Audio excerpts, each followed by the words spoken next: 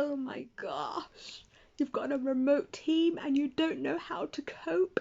It's all getting very stressful and you just don't know what to do. Please, my brother, my sister, let me help you. Let me give you 5 tips to manage a remote team stress-free. Let's go.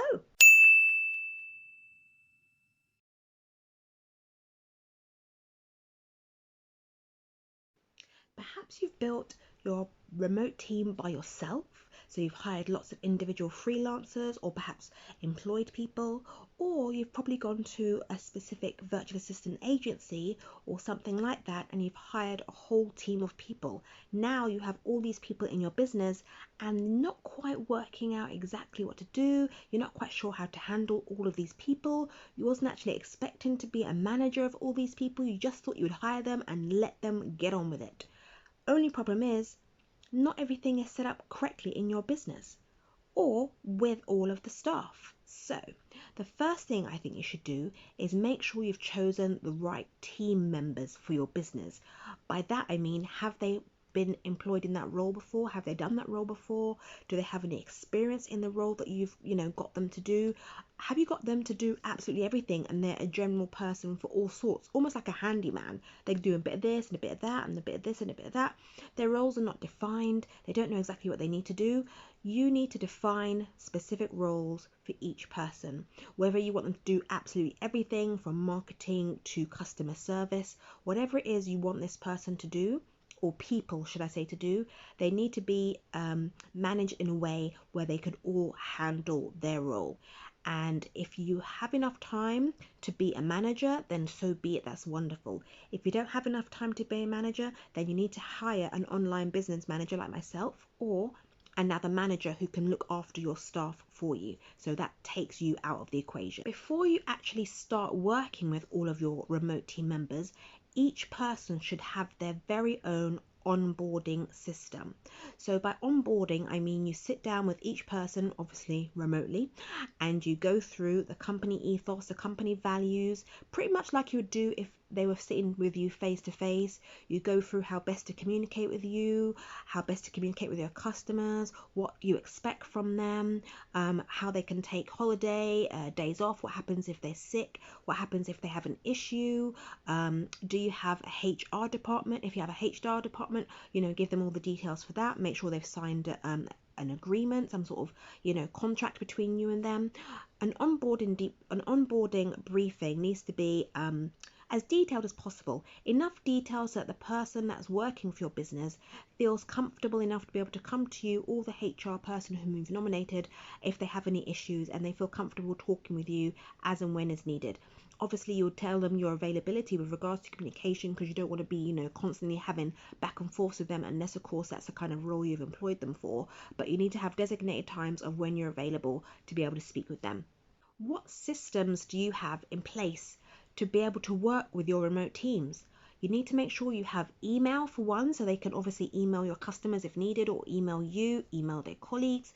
Ideally, a company branded email address. If your business is called Thingamabob, you have admin at Thingamabob, or you'd have James at thingamabob.com.co.uk, whatever is suitable for your business. You need to obviously have as well online storage, so obviously your staff can save documents in this online storage, and you can access these same documents. The whole team can access these documents from one central location, which would be absolutely fantastic. Everybody can access the same information from the exact same place. A project management software, so you can put a specific task for each person in the project management software, or they as an individual working in your business can allocate tasks to themselves or write their own tasks.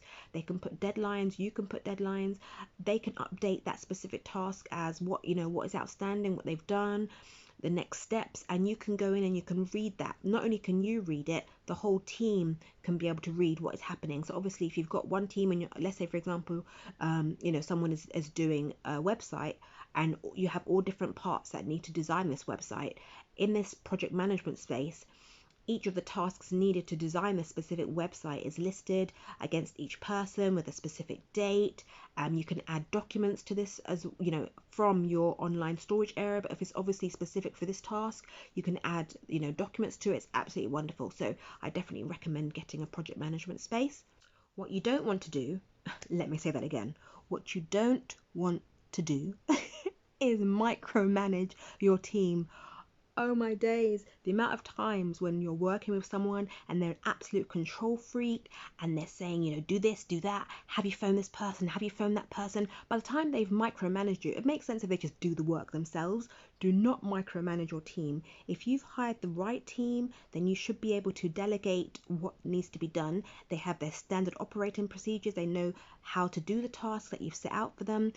Let them have autonomy over their role. That's what you've hired them for.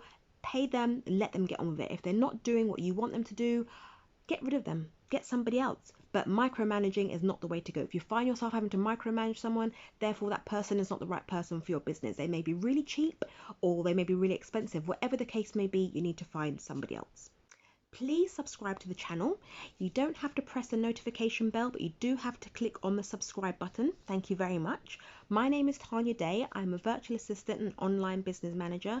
I work with many people within the property industry, property managers, estate agents, mortgage brokers, or a range of people within the property industry. And I help them in their back office so I take away their administration tasks for them so they can concentrate on money generating tasks.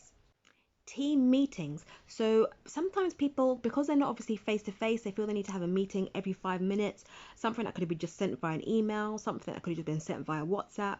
You don't need to have team meetings every single day. People are busy, people got things to do. You've hired this team for them to work for you, to do your work in your business. Let them do that. I think it's important to have a team meeting. Yes, it is. Once a week, I think, should be standard, depending obviously on your business. I'm talking specifically to property businesses. So if you have more time to have, you know, more meetings, then so be it. But ultimately, you know, one team meeting where everyone gets together, everyone can voice, you know, their issues. You can update them on projects. You can celebrate specific team members if they've done really well in one area. It's always nice to, you know, celebrate team members. I would suggest you sandwich it. So you say something wonderful and then you put something, you know, horrible in the middle, and then you put something lovely at the end. So you kind of sandwich the horrible thing in between two very lovely things.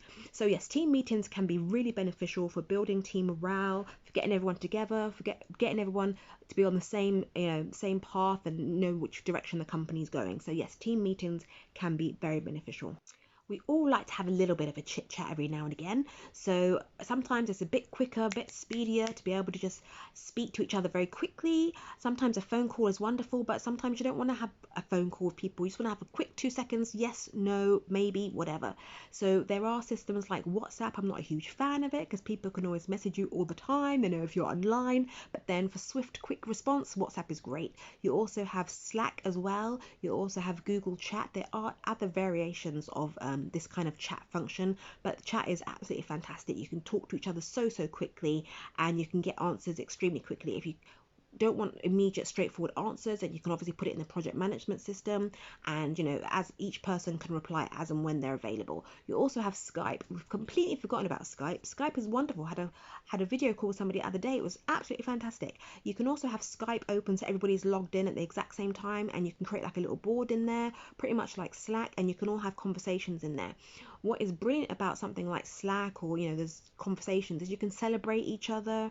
You can have a little chit chat. How's your day? Because sometimes working remotely can be a little bit lonely, but if you've got a whole team, people working together, there's an odd occasion where, you know, everyone's like, oh, coffee break, or you know, what did you watch last night? You know, there's odd like little conversations, almost like, you know, water cooler moments that people just want to have a chit chat and be friendly with each other. So having that kind of, you know, remote conversation is wonderful, and it's also very good for team building. I have lots of videos that will be really of interest to you. The next one, which I think will be really beneficial, is 5 software systems that will be useful for your business. Watch that next.